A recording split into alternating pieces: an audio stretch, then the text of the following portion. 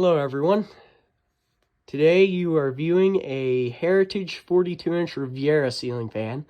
This is one of 4 ceiling fans that my uncle purchased for me at a Habitat Restore. The other fans, I believe, one's a Litex, one's a Walmart Hugger, and the other one is a wicker fan.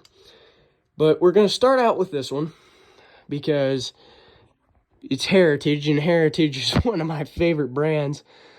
And so let's get a look at it. So the white side of the blades is down.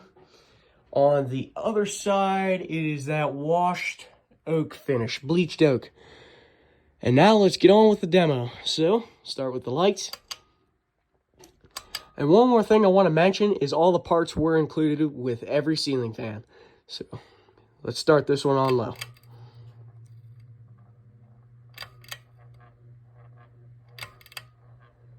Makes a little bit of noise, not sure why.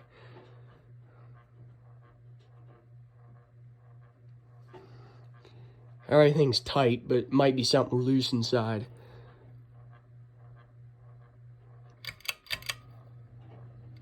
Medium. Now on high, you're gonna notice a very crazy rapid startup sound. It sounds like it's literally fixing to take off for Mars or something. Yeah. All right, now let's put it on high and listen for the startup sound.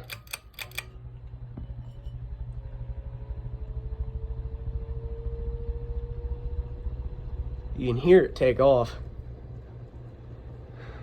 And let me tell you, this fan moves a ton of air on high.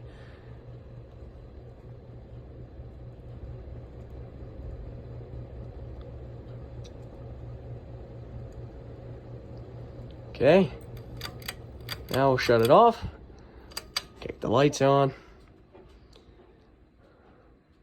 kick them back off. Yeah, but this ceiling fan is very nice.